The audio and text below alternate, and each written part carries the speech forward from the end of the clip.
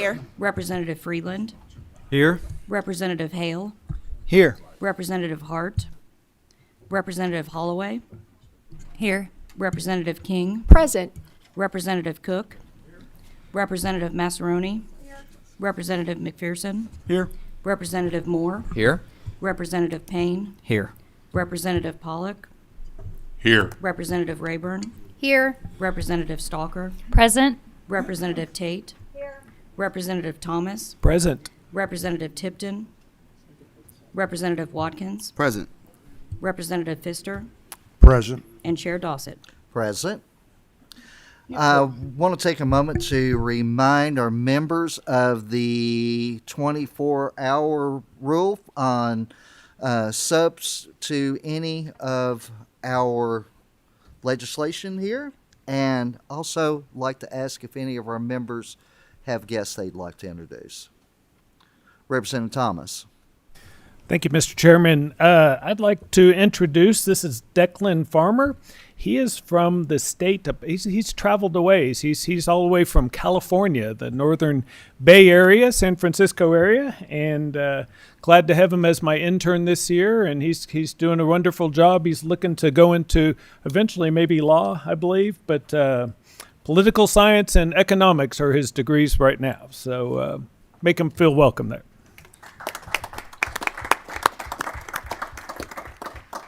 Representative Hale. Thank you, Mr. Chair. I would like to introduce a guest of mine this morning. I'm honored to have my County Judge Executive with me from Menifee County, County Judge Executive Hector Acala. We're glad to have Hector with us today. Make him feel welcome. Thank you, sir. And I want to take a moment. We have a session intern with our committee, Kennedy Little. She is a graduate of Moorhead, and want to welcome you. And if anyone gives you any trouble there within the committee, you come to me, please.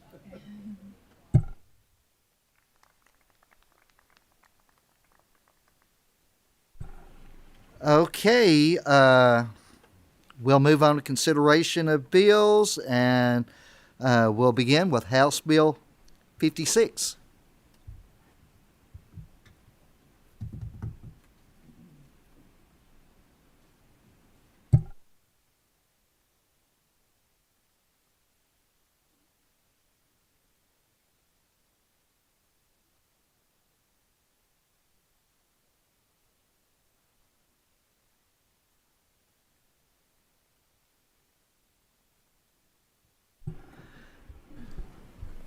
Thank you, Mr. Chairman and committee, for having us today. I cannot begin to tell you how honored we are to have the first bill before the first committee meeting in our new session here in 2026.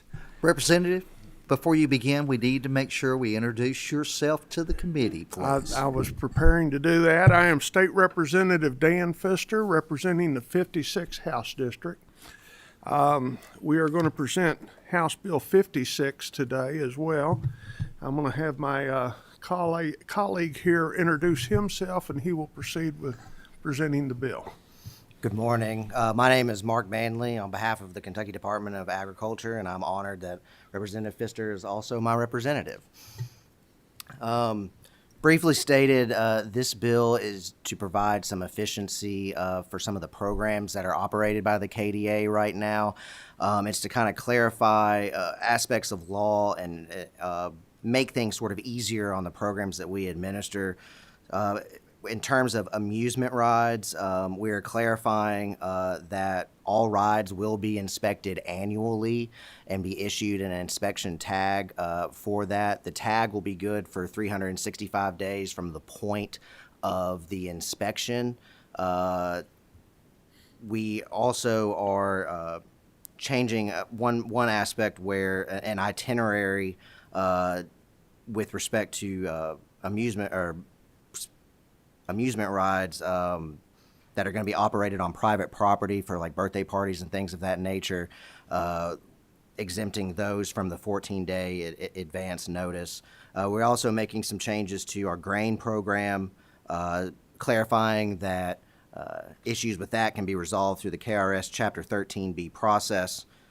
We are also changing the license renewal date of our eggs licenses, and clarifying that small producers who do not need a license also do not need to pay assessment fees.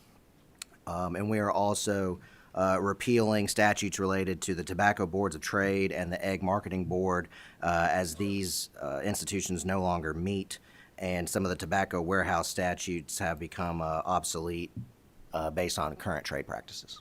So it's kind of all-encompassing. Motion on the bill.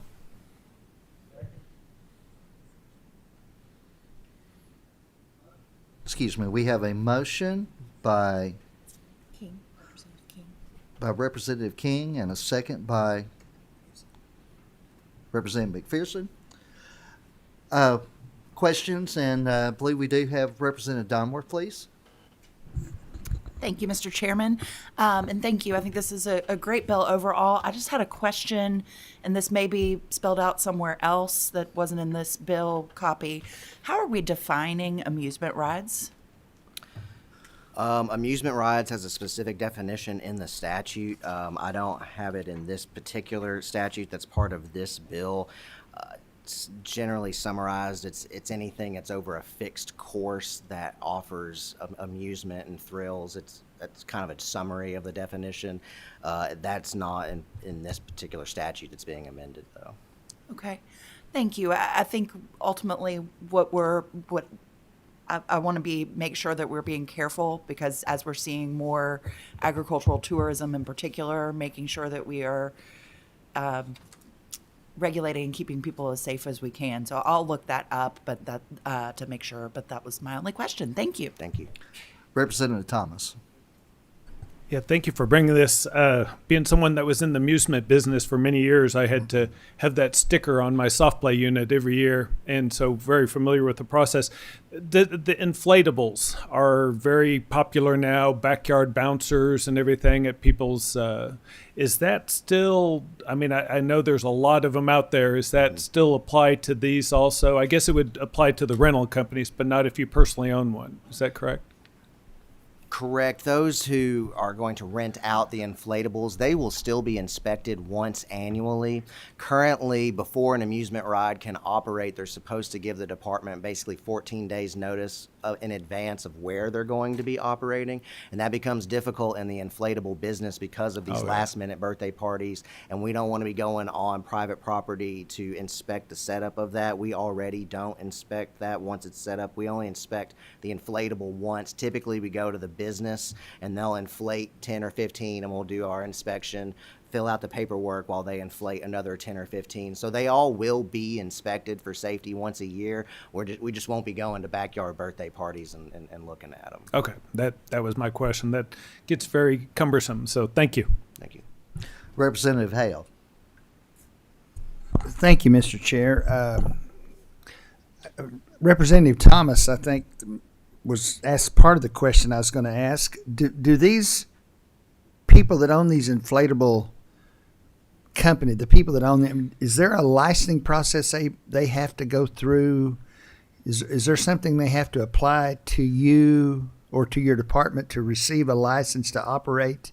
Yes, Representative. Any business that's operating any amusement ride, be it an inflatable or a fixed ride or any of the ones that travel around for the county fairs, they do have to apply for a business license, obtain a permit for each ride, and part of that application process involves having a certificate of insurance for a certain amount. And so those who operate the inflatable business, they do have to register with us and obtain that business license. The business license is separate from the inspection permit, and that's kind of what this bill is doing, is clarifying the separation between the licensing as a business and then us going out and performing the inspection. That way, the businesses have to renew every year, December 31st, but this gives us more flexibility in terms of inspection instead of trying to inspect all of them in January when everyone tries to do it at the same time, to make sure that we can come out, inspect it, and then that inspection's good for 365 days. And then, Mr. Chair, just a real quick follow-up, if possible. I think you stated, and maybe I misunderstood, but you stated that these would begin to be, not the inflatables, but the amusement rides inspected once every year? Has that not been once every year already? We do inspect it once every year. Actually, the statute uses the phrase an initial inspection, and it's actually not clear in the statute that it needs to be every year. We do it every single year, but that's kind of the clarifying language of this, is to say that the inspection must occur annually. Right now, it just says it needs to be inspected before it can operate in the state, but one could interpret that as you inspect it one time and then forevermore it's okay. This clarifies that it needs to be inspected annually. Thank you, sir. Representative All. Thank you, Mr. Chairman. I have two quick follow-ups to both Representative Hale and Representative Thomas, if I may. On the, I actually called Brandon yesterday, and I think he had one of the KDA's attorneys, I think it was Heather, maybe, Yes. on. And so one of the defining things on the pop-ups, I understand, was with the inflatables is selling tickets, right? Because I've actually had the inflatable bouncy house in my backyard for kids to come over for birthday parties and family gatherings, but it's around selling tickets to get into the place. Is that not a part of the defining definition between, if it's personal use or if it's going to be inspected? For the bouncy houses that we're going to go out at these parties, it's commercial operators who tend to rent them out for individuals. We don't regulate whether a ticket is sold or not. We regulate the business that owns the inflatable companies, and then we inspect those inflatables once a year for safety and to make sure that the company has insurance and things of that nature. Whether at any particular party they sell tickets to allow Okay. people to come on, that's not something that we regulate. Okay. And on the amusement rides, it's just one inspection a year, no matter how often they're used or where they're used. And I'm going to use an example like Fayette Mall. Every once in a while, we'll have like a pop-up carnival that's not like a county fair. It's like in the parking lot. You guys don't come and inspect them there if that ride has already been inspected at some other place throughout the year. Is that fair? If it has been inspected in the state within the previous 365 days, then we do not have to go back out there. Sometimes that we will, and we also exercise the discretion to inspect rides at any time. But yes, essentially, this most often comes in the county fair time when they come and they set up at the first county. We look at them in the first county, but then we don't. You don't follow travel them with from them. county to Right. county to make sure that every single time they set up. That's Okay. correct. All right. Thank you. Do we have any further questions? If not, we have a motion and a second, and ask the secretary to please call the roll. Representative All, Aye. Representative Bivens, Aye. Representative Donworth, Yes. Representative Pfister, Aye. Representative Freeland, Yes. Representative Hale, Yes. Representative Hart, Representative Holloway, Yes. Representative King, Yes, ma'am. Representative Cook, Yes. Representative Massaroni, Yes. Representative McPherson, Yes. Representative Moore, Yes. Representative Payne, Aye. Representative Pollock, Aye. Representative Rayburn, Yes. Representative Stalker, Yes. Representative Tate, Representative Thomas, Yes. Representative Tipton, Yes. Representative Watkins, Aye. and Chair Dossett. Yes. House Bill 56 passes with favorable expression, and we expect it to do so on the House floor. Thank you, Representative Pfister. Thank you, Thank you. Mr. Chairman and the committee. Thank you. Next up, we'll have Representative Payne and House Bill 258, please. So going forward, I'll write down who does the motion, who does the second.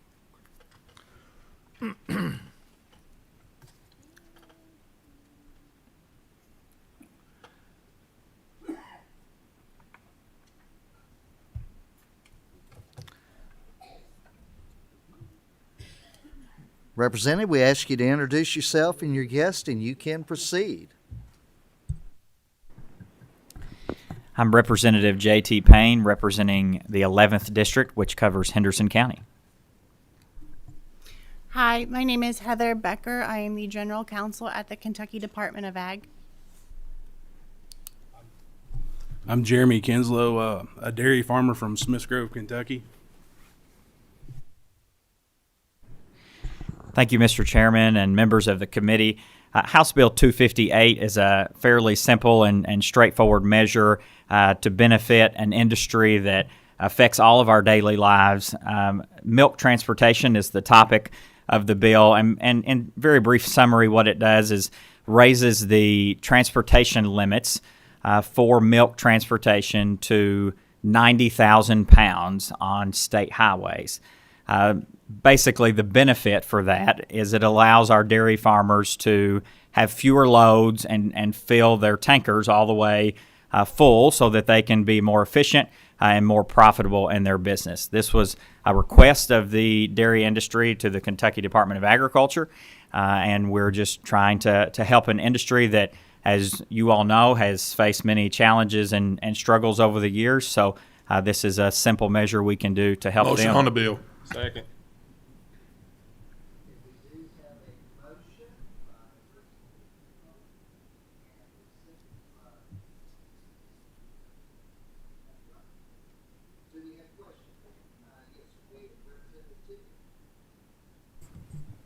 Thank you, Mr. Chair. Representative Payne, I appreciate you bringing this forward. As I was reading through the bill and listening to your presentation, I was thinking of something that happened to me 32 years ago this very week. Were you alive 32 years ago? I was not. But if anybody that lived through the blizzard of 1994, one of my employees on my farm couldn't get there. I had another one that was there. We were milking 100 cows and dealing with this type of issue. I'm not sure we didn't have to dump milk because the milk truck couldn't get in the driveway. But most of my adult life has been spent as a dairy farmer. And I understand exactly the purpose behind this. Years ago when I was a little boy, we had a single axle truck that would come in because there was a dairy farm on every road. And they would travel 8 miles down the road to the creamery at Taylorsville. As we saw fewer and fewer dairy farmers, they started going to Louisville. Eventually, they had bigger trucks, tandems, and semis. They started going to Winchester, sometimes London.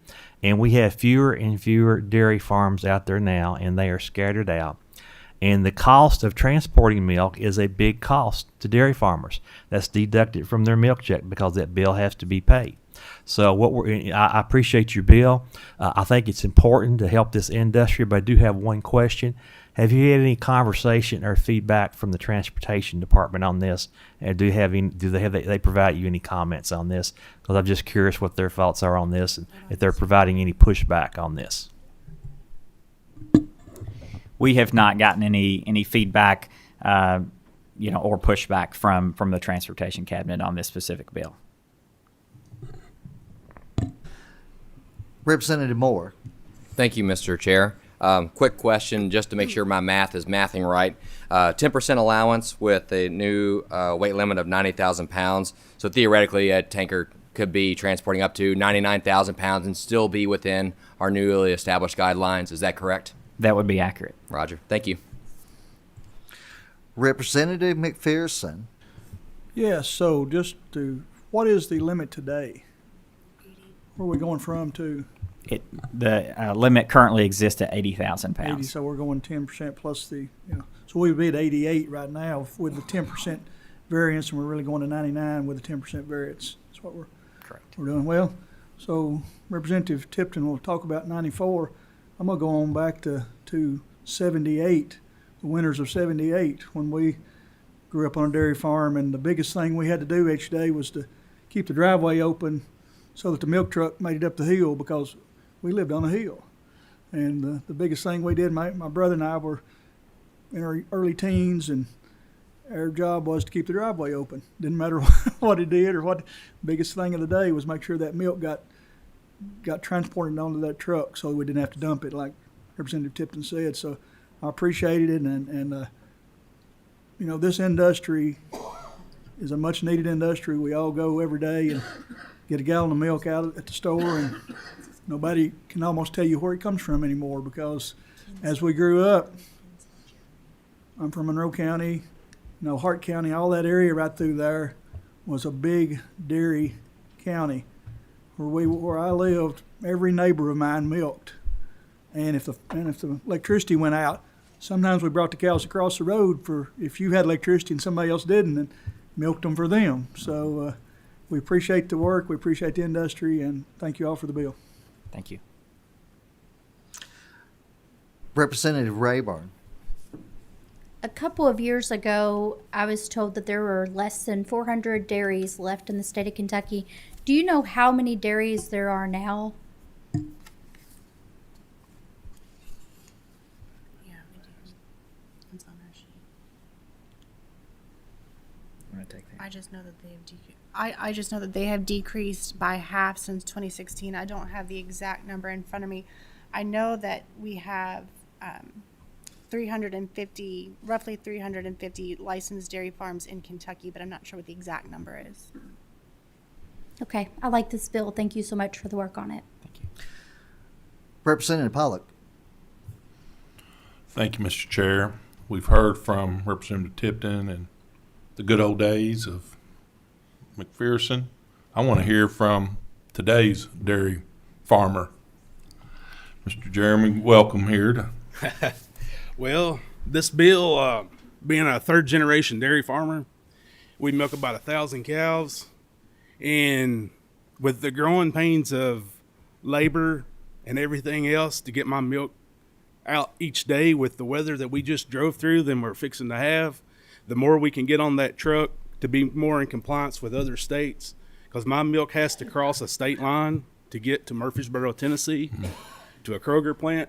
And the more that I can get on there, I'm not saying it needs to be overly loaded, but the more you can get on there to make it more efficient, because we all know that today, if you're not efficient, you're not going to be in business. And these dairy farms are dwindling by the day, and they're further and further apart. And they're, in one sense, getting bigger. And we have to be as efficient as possible to utilize the labor we have today, or it's not going to be milk on the shelf. If we Mr. can't. Chair, can I follow up one more comment? Just a comment. Yes.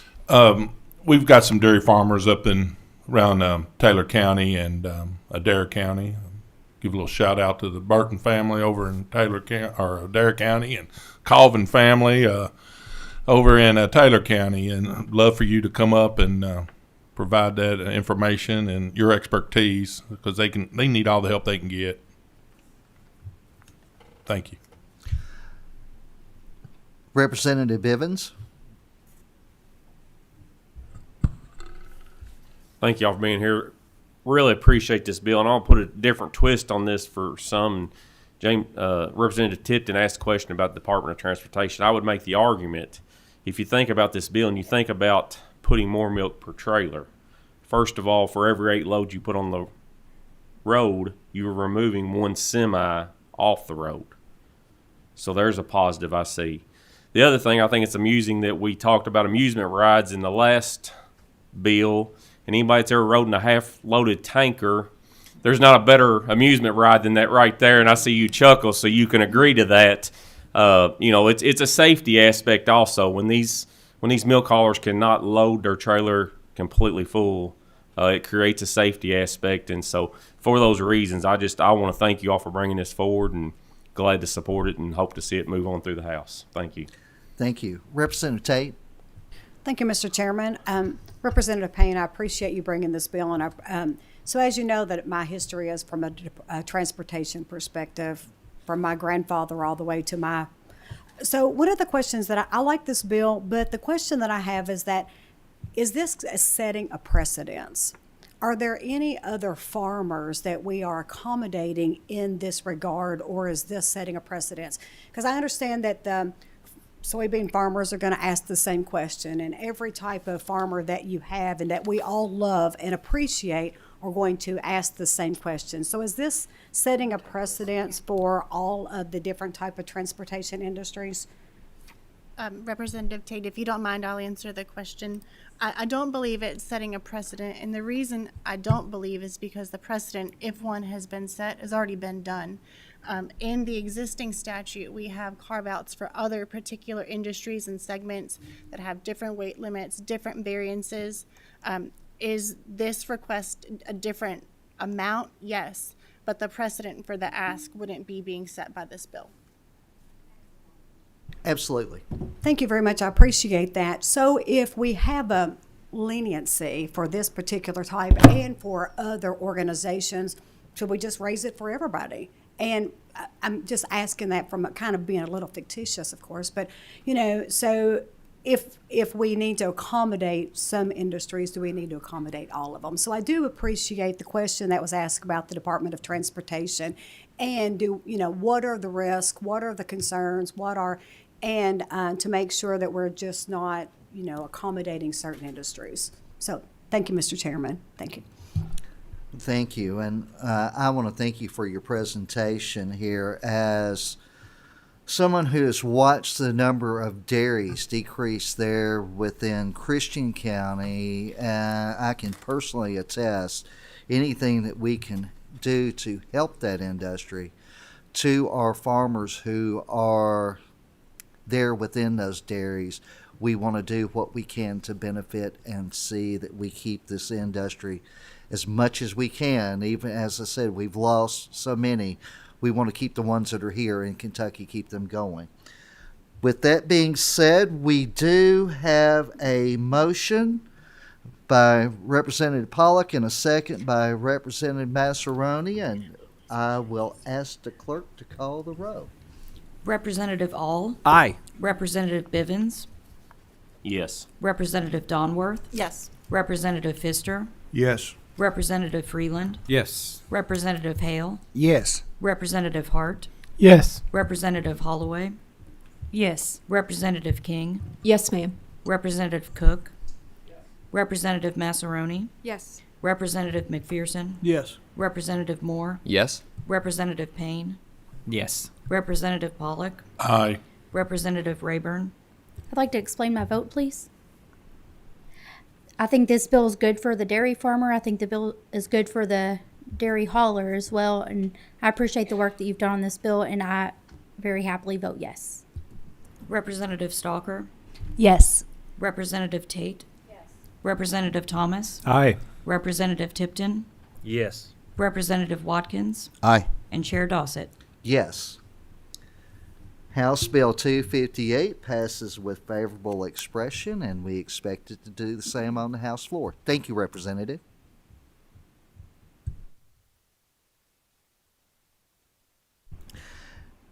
Next, we'll hear House Bill 281, and Representative Duval, please.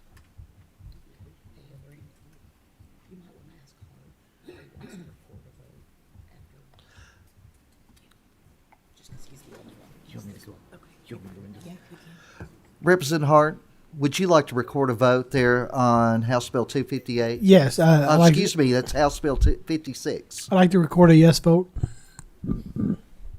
Thanks. Thank you. And Representative, if you'll introduce yourself, you can proceed. Very good. Good morning, everyone. I'm Robert Duvall, State Representative, District 17. So Chairman Dossett, members of the committee, thank you so much for the opportunity to present today. And I know many of you have already co-sponsored the bill, so I know you already appreciate it. It's a bill that we passed unanimously off the House floor last year, and it got stalled in the Senate there in the last few days. So happy to bring this back, but I'll give you a nice summary of it.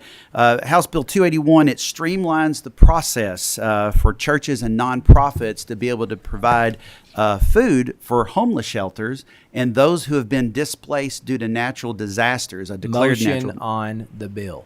Second.